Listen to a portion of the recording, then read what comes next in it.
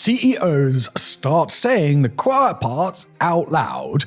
AI will wipe out jobs. That was the Wall Street Journal in July of 2025 in the headline of an article that future generations may remember as a turning point. In it, Ford Motor Company CEO was quoted warning that AI will replace literally half of all white-collar workers at the manufacturer. And he's not alone in thinking that way either. Fast forward 4 months, and that displacement isn't theoretical anymore. It's showing up in employment data, particularly in the United States, as hiring slows to a crawl and unemployment begins to tick up for the first time in years. And what makes this so different from previous cases is that these companies aren't losing employees because times are tough. For some, times have never been better. AI is going to improve living standards for billions, and it has enormous potential to be one of the most profound forces for positive change in human history. But that's if we get it right, because the consequences for messing this shit up would be equally negative, if not fatal. The displacement that's already begun. Artificial intelligence crossed a threshold somewhere in late 2022 that very few people saw coming. When ChatGPT first debuted that November, it took the world by storm. It wasn't very good at much of anything, but technically, it worked. Companies began following in its wake. Anthropic released Claude, then Google with Gemini, both of which made hilarious mistakes, like when Gemini would instruct people to eat a small rock each day for its nutritional benefit. The advancement since then has been impressive, to say the least. We're going on just 3 years with these systems, and what started as systems to play with and maybe to worry about in some distant future has now become something else entirely. Meta is quite literally hooking itself up to a nuclear power plant, and entire technology ecosystems are being built and operated with them. ChatGPT Sora can put out short videos that you can no longer tell apart from real footage. Warnings about the transformation of work through artificial intelligence have been making the rounds for some time now, but the reality of that displacement seems to have only recently shifted from being seen as more of a looming far-out threat to one that is front and center, a trend that seems unlikely to reverse course anytime soon. The labor force data is beginning to reflect that shift. The job market in the US has been weakening for some time now. It's disputed when that process began, but it's generally agreed to have really started taking a hit in 2024. Originally, the economy was thought to have averaged a gain of about 186,000 jobs per month that year, which isn't terrible, but it's a noticeable drop from 2023's much healthier 251,000 per month. That opinion was thrown away after the Bureau of Labor Statistics revealed a few months ago that the previous year had actually added 911,000 fewer jobs than previously thought.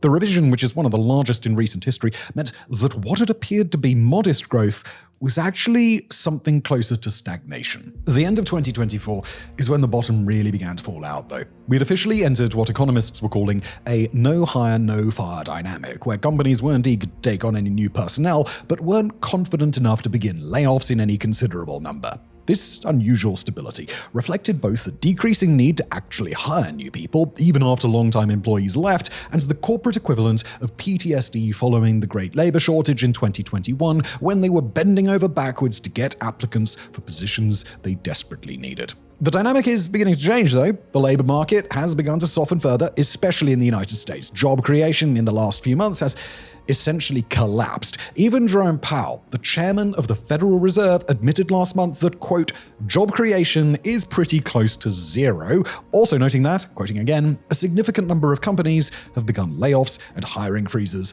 and he cited AI as the primary driver. His acknowledgement leaves us wondering why it took him so long to recognize what's been increasingly clear for months now. The October data simply confirms what's been unfolding in public view for quite some time now. Earlier this month, Challenger Gray released a report during the US government shutdown showing that companies announced 153,074 job cuts in October alone, the highest for that month in over 2 decades and nearly triple the number from the previous month. The warehousing and technology sector led the carnage with over 47,000 and 33,000 cuts respectively, multiple times higher than their September levels as companies have begun to restructure around AI integration. The tech sector's cuts have been particularly aggressive. Microsoft has led the pack here with 6,000 cuts in May, another 9,000 in July, and continued trimming through September. Software engineers bore the brunt of the cuts, accounting for 40% of eliminated positions, a striking statistic given that CEO Satya Nadella acknowledged AI now writes up to 30% of Microsoft's code. Amazon recently slashed 14,000 corporate positions, with the CEO explicitly connecting the cuts to AI adoption and the company's vision for a world in which they have fewer people doing some of the jobs that are being done today. Meta, for its part, started this year by cutting 3,600 employees, while Salesforce's customer service division shrank from roughly 9,000 to 5,000 employees over the last 18 months. All of this would be one thing if these companies were struggling financially, if they were cutting down on their workforce to survive a downturn or to stave off bankruptcy. But that isn't what's happening here. Far from it. Microsoft reported $27 billion in profit in the quarter when it announced the 9,000 layoff wave, one of the best quarters in the company's history, and the stock return was proof positive. This is repeated throughout the other examples and beyond. Amazon has been reporting profit increases of 39%, up to $21.2 billion, and Meta's cuts came amid robust revenue growth. Now look, concerns about jobs being automated away are nothing new, especially in recent years. People complaining about technology upending the way they live and how they make their living, it's as old as time. The Luddites are perhaps the most famous example, people who literally went around smashing technology that they believed threatened society. Long story short, it didn't work, technology kept advancing, and Luddites were largely forgotten, a similar fate that met most who refused to adapt to a rapidly changing world. Yet today's situation really does seem to be rather different. Less because of what is changing than who is actually warning people about it. You see, back then it was workers and skeptics raising alarms while experts dismissed their concerns. This time, though, it's the leaders of some of the country's largest firms themselves, while the ordinary person on the street is far more likely to simply be going about his day unaware of what's coming. That role reversal should give us pause. When is the people building and deploying this technology raising concerns about what impact it will have? It's worth paying attention, isn't it? When Ford's Jim Farley tells the Wall Street Journal that AI is on track to displace, quote, literally half of all white-collar workers in the country, he isn't lying to you, he is warning you. Big names in tech have weighed in with similar predictions. Elon Musk has proclaimed that AI will make work optional and replace all jobs, while Bill Gates has been open that he believes within 10 years we will inhabit a world in which machines will perform most of the economically valuable work. For those who doubt that this is coming, you need not believe us, but doubt the people designing those platforms at your own risk. There's something else that separates this moment from previous technological upheavals too. All innovation has cost some jobs, so on some level, this isn't exactly anything radically new. The steam engine replaced horse-drawn carriages but created jobs manufacturing steam engines, producing and laying down rail lines and operating the locomotives. The advent of computers wiped out the entire typist pool sector, which until relatively recently was still a pretty big field of workers, but it did create entire industries around software development, IT support, and digital services that employed far more people than were displaced. Even if the typist at the office didn't wind up going on to write code, the growth of those new industries created more jobs supporting the companies that built them. Every major technological shift in modern history followed this pattern. Initial displacement followed by the creation of new categories of work that absorbed the displaced. And while there has been lingering fallout from those transitions, there was nevertheless a variety of new fields and sectors to go into career-wise as a result. Artificial intelligence, though, is fundamentally different and should not be compared to those waves of innovation because it operates from an entirely different premise. It replicates and can replace human cognitive work without generating comparable new employment opportunities at scale. When previous technologies automated physical tasks, they still required human minds to supervise, operate, maintain, and, most critically, design them and their advancements. AI has the ability to automate all of that. If not today, maybe not tomorrow, but definitely in the not-so-distant future. Companies, though, they're not waiting for some future breakthrough to begin restructuring their workforces around AI. The changes are happening right now, particularly at the entry points where workers traditionally begin their careers. Look, it's been a running joke for years now about entry-level positions requiring 3 to 5 years of previous experience, but recently, things have escalated to a whole new level. Recent graduate hiring at major firms across the country has fallen 35% compared to 2023, while job postings in certain tech hubs have dropped by as much as 50% from pre-pandemic levels. This is less a case of the ladder getting harder to climb, so to speak, and more a case of the bottom rungs just being sawed off entirely. The human impact of these shifts is beginning to surface in stories that offer a glimpse into what might be coming down the road. Alan Rausch, a 56-year-old who spent decades working for companies like Amazon and Electronic Arts, lost his job earlier this year. While applying for new positions, he was stunned to find AI actually conducting his interviews, and not just one of them either. Each lasted around 20 minutes and were totally unable to answer any questions he had about working for the company. They just moved on to the next question. He was being assessed on his skills by an AI that was so unsophisticated it couldn't reply to even the most basic of questions. Quoting him, "Given the percentage of responses that I'm getting to my applications, I think a lot of AI interviews are wasting my time." What makes Rausch's story particularly ominous, it's also incredibly dystopian, is that most countries are still in the early phases of AI adoption, though that does appear to be changing. And those that have begun are often not so shy about saying so. Klarna, the Swedish fintech company, openly boasted that its AI assistant could handle the equivalent workload of 700 customer service agents, managing millions of conversations per month in 35 separate languages.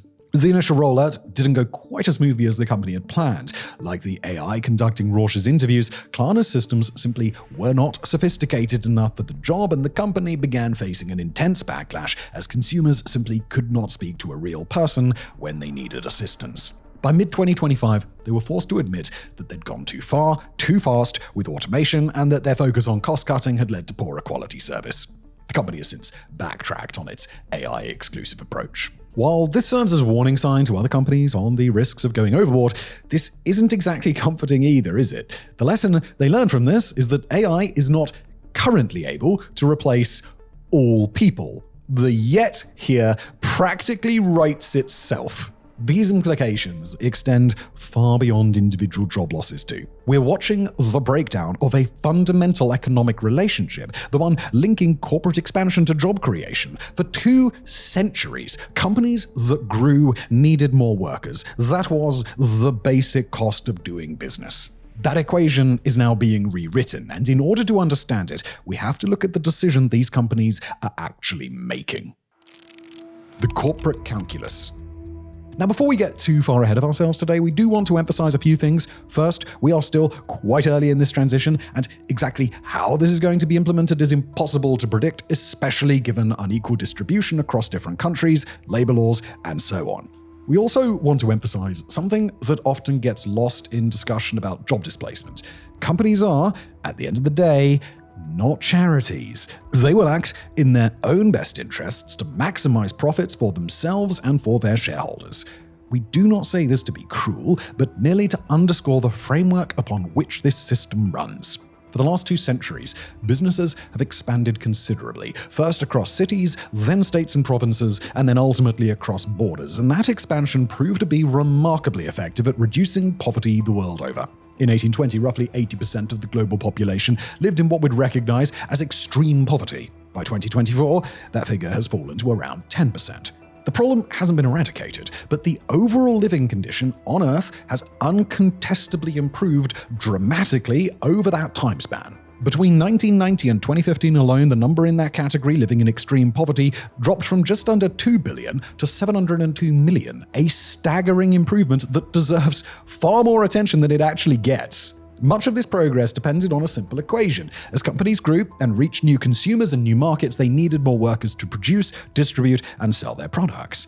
Factory expansions meant hiring more assembly line workers. Opening new stores required cashiers, stockers, and managers. International expansion meant entire new supply chains, staffed by people across the globe, were needed to help get your product from point A to point B. That connection is increasingly being severed. In 2023 and 2024, executives began to speak cautiously about the new technology, emphasizing human-AI collaboration, if they said anything about it at all. By 2025, the focus shifted. Companies began speaking openly about expanding without adding employees. The banner of the Wall Street Journal on October the 26th said it all. More big companies bet they can still grow without hiring. Throughout the report was case after case of a similar dynamic unfolding.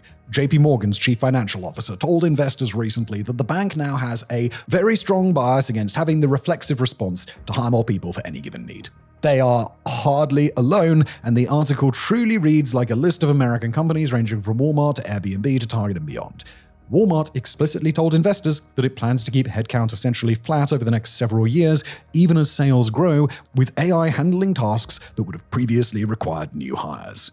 The financial data makes this disconnect all the more revealing. Over the past 3 years, publicly traded US companies have cut white-collar headcount by roughly 3.5%, while revenues have climbed, a pattern that has accelerated recently. A significant share of S&P 500 firms now employ fewer people than they did a decade ago, even as many have seen substantial revenue growth over that period. In other words, ChatGPT might not be better than you at your job, but it's pretty much as good as. Wall Street is rewarding this trend enthusiastically. Companies have been basically tripping over themselves to announce how they've innovated AI into some random product, from $400 AI toothbrushes that use artificial intelligence to supposedly improve your technique, to Samsung's AI fridge that uses cameras to keep an eye on your groceries and warn you when that milk is about to expire.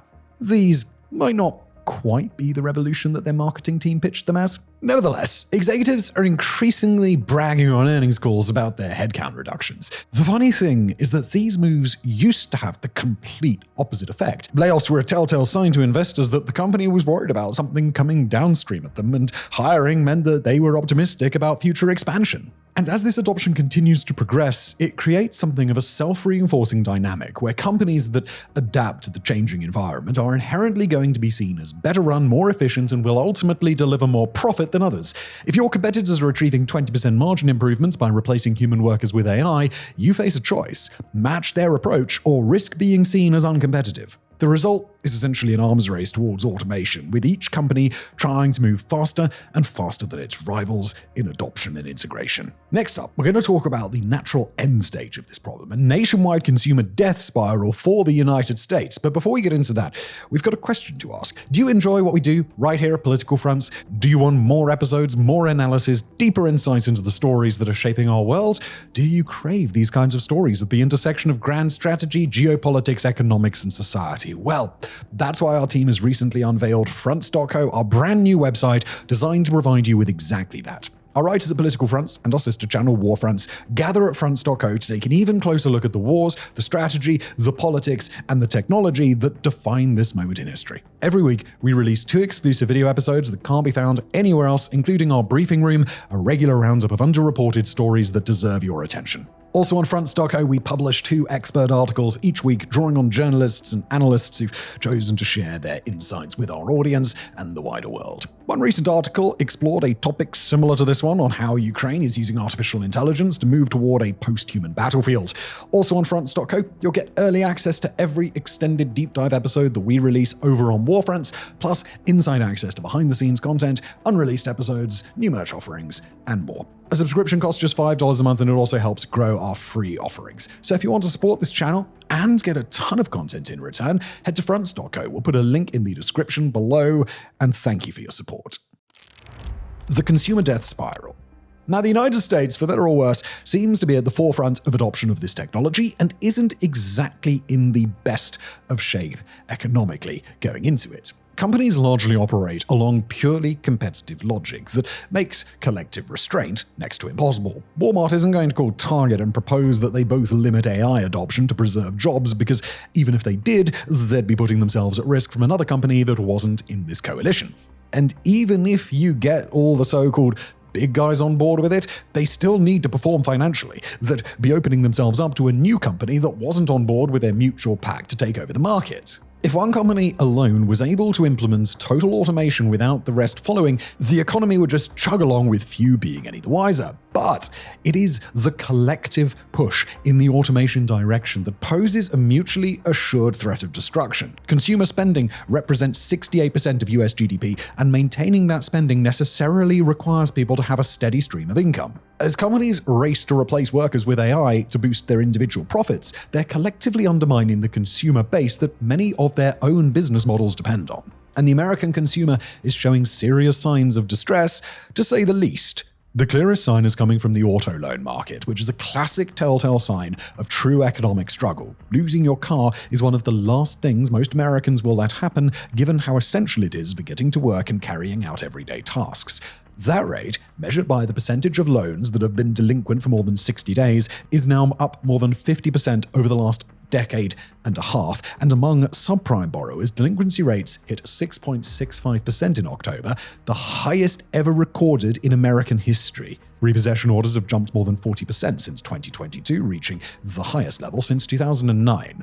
But what makes this particularly alarming is that we haven't even hit that large of a spike in unemployment yet. While the trends in recent college graduate unemployment are genuinely concerning, the latest data still shows unemployment remaining relatively low, at least historically speaking. Some of the people caught up in the statistics that we've been showing you are undoubtedly recently unemployed, but a lot of them also still have jobs. Part of this does come down to the historically unprecedented stimulus payments that some had acclimated to back during the pandemic and its immediate aftermath, and people were able to qualify for auto loans that they otherwise couldn't afford through a combination of government support and record low interest rates. All this plays a role in what we're seeing, where reality is beginning to catch up. That said, it doesn't detract from the fact that Americans seem poised to enter this transition in the economy at a particularly weak time. Credit cards tell a similar story of mounting pressure in the country. Total credit card debt has exploded to $1.23 trillion, with the seriously delinquent rate, meaning accounts more than 90 days past due, hitting 11%. That's the highest since 2012. Even the mortgage market, which has been relatively stable in terms of defaults, is starting to show cracks. Delinquencies on home loans have crept up by 3.99% for borrowers more than 60 days past due, the highest in years. Student loans add another dimension to the squeeze. After having been on pause for over 3 years following the pandemic, when payments were given a grace period that got continuously extended, millions of households suddenly face hundreds of dollars in monthly payments that many had simply put off to the side, imagining that the day might never come when they'd actually have to start repaying again. And they weren't entirely wrong for thinking that way either. The Biden administration made numerous pushes to forgive student loan debt, including one wide-reaching plan that would have cancelled up to $10,000 per borrower, covering an estimated 26 million applicants. The Supreme Court struck it down in June 2023. Over 9 million borrowers are now either delinquent or in outright default on these loans. And unlike other forms of debt in the US, these usually cannot be bankrupted away. Borrowers must prove undue hardship, a standard that is rarely met, meaning balances often follow people for decades. What connects all of these data points is timing. The American consumer is maxed out, and there's not much slack left in the system. The government's fiscal position makes this even more precarious. As we've covered previously on this channel, the US federal debt now stands at over $38 trillion, and the country has run up the largest debt-to-GDP ratio since the Second World War, except this time it was done during a peacetime expanding economy. If the consumer is heading into this precarious position, the government clearly isn't faring much better. The traditional policy response in times of mass unemployment, cutting interest rates to stimulate lending, thus aiding in job creation and hiring, won't work this time because the link between those two, as described earlier, has been severed. The implications will expand far beyond individuals just buying less. There is always a contagion effect from layoffs. The US has become so heavily dependent on consumer spending that on some level it can hardly afford not to spend. Even a minor pullback here could have significant economic consequences, something legendary investor Mohammed El-Arain says keeps him up at night. Flying blind. Perhaps the most striking aspect of our current moment is the complete absence of serious policy discussion about what's unfolding. While a few politicians have come forward in the past few weeks to raise alarms about what impact this situation will have, they represent a tiny minority. When politicians speak about the issue, they almost always frame it from a national security perspective. And don't get us wrong, given just how capable this technology already has become, this is a critical national security situation. Just the other week, Anthropic came forward and announced that they caught a team of Chinese hackers utilizing their systems to automate attacks on large targets in ways that would have been impossible even a few years ago due to the sheer speed with which the attack was coordinated. But the obsessive focus on the national security dimension, to the exclusion of the other ways this technology will change our economies and lives, does the United States and the rest of the world a disservice. What exactly does it mean to win the AI race? What does the country look like if that's achieved? The disconnect shows up most clearly in how individuals and institutions are preparing or not preparing for what's coming. Students are making college decisions, and more importantly in the States, student loan decisions based on starting salary data from 2021 and 2022, when desperate companies were throwing money at anyone who would show up. And it's not exactly their fault either. They're being told the mantra that a college degree is crucial to their future. This doesn't mean nobody should be going to college, far from it in fact, but it does mean that certain career fields simply have to be looked at objectively in terms of job prospects in that field, as well as the return on investment given the absolutely astronomical size of the average student loan in the US now. A student taking on $150,000 to study software engineering today is making a very different bet than they did 5 years ago. Some schools have been adapting thoughtfully. The University of Washington's Allen School of Computer Science, for example, has been more open to revamping their approach, even if it means radical changes in outlooks. Their director, Magdalena Balazinska, has admitted that coding or the translation of a precise design into software instructions is dead. The school is considering coordinated, massive curriculum changes after encouraging professors to experiment with AI integration. Other fields have gone the opposite route, recognizing students are widely using AI on out-of-class assignments, so they've brought back the dreaded Blue Book exams, having them write long-form essays in person without any artificial assistance. These are excellent steps, but they remain exceptions rather than rules. Most institutions are operating on inertia and the cultural importance placed on having a degree, any degree, no matter what the cost. For the most part, they're essentially pretending that nothing fundamental has changed, hoping that the fallout from all of this just won't be too bad. What makes all of this especially risky is the speed at which things are changing. Previous innovation may have still come in waves, but was felt and experienced over decades, not years, let alone months. The labor force may have transformed considerably between 1940 and 1980, and similarly from 1980 and 2020, but hardly from 2020 to 2022. AI capabilities are compounding in ways that are rewriting adoption timelines and are next to impossible to base one's life around. You have to feel for someone who went into college in fall of 2022 for something like software engineering after being surrounded by a culture that embraced learn to code, took out large student loans after being told they were positive debt, only to watch ChatGPT launch in November of their freshman year. Assuming a regular 4-year degree path, that same college student is going to graduate this upcoming spring into a completely different world than the one they began school in. The policy proposals that do exist are not exactly the most serious. Some suggest retraining programs, but again, this largely ignores the issue at hand. What field would you retrain for? Remember, AI isn't just phasing out a single type of older technology and the workers who use it. It is coming for every form of older technology all at once. The trades, which have long been understaffed in Western countries, do offer a comparative bastion of job security in this storm, but transitioning from a desk job to being a mechanic or a plumber is more than retraining. For younger people considering what career trajectory to pivot towards, though, this needs to be at least discussed. While institutions experiment with tweaks to their historic approach to educating students and politicians occasionally mention the issue in passing, the disconnect remains. The technology is advancing faster than people are preparing for its consequences, and a generation of young people are making life-altering financial decisions today based on data from a world that is beginning to disappear. We don't want to be pessimists here. AI is genuinely going to bring enormous benefits and spark some truly incredible innovations, improving living standards and lengthen lifespans by finding cures for stubbornly incurable diseases. That's not the issue. We've heard it all from the tech industry, and they're not wrong about any of it. Once we get to where we're going as a society and arrive at full AI, so to speak, things are almost certainly going to be a lot better for many. But it's the road from here to there that is so precarious. Our entire world and economic systems are not built to sustain prolonged double-digit unemployment, much less anywhere in the ballpark of 20% if Anthropic's CEO is to be believed. And as we've laid out earlier, that doesn't just impact the 20% of people without jobs. Governments around the world depend on the revenue from income taxes to fund the societal safety nets designed to protect people in case of emergency. And for the most part, if politicians are asked at all about the rise of AI, they'll pivot primarily to discussing it from a national security perspective. There have been some signs that that could be changing on a bipartisan level, with both Senator Bernie Sanders and Republican Governor Ron DeSantis chiming in recently about the implications this will have for recent and upcoming graduates.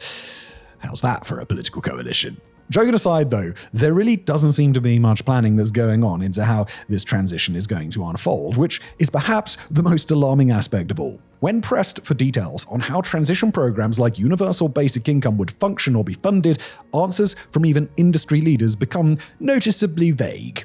As certain companies that automate get more efficient, the government could, or perhaps more realistically will be forced, to tap into taxing those profits more directly rather than our current employee-based system. This very well could work, but will it be enough to fund the ever-increasing necessity for UBI that AI CEOs are openly calling for? These are absolutely massive economic proposals that are sometimes discussed in certain circles as though they're a foregone conclusion and treated like foreign concepts in the circles that would actually oversee their implementation. The uncomfortable reality is that we're making irreversible changes to the way that our societies and economies operate with next to zero input from the people who will be impacted by them. Nobody was asked whether they support rolling this technology out to widespread adoption. And while it will have its upsides, this is almost certain to spark significant backlash once the impact of all of this really starts being felt. On some levels, we can't blame them. Life doesn't pause just because society is going through a transition. Rent is due at the end of the month, and they are expected to figure out some way of getting through it all with less guidance than ever before on just how they should do it. Politicians have been able to skate by without having to answer the hard questions so far on this, but that's gone on too long, and it is high time that societies begin discussing this for what it really is. Thank you for watching.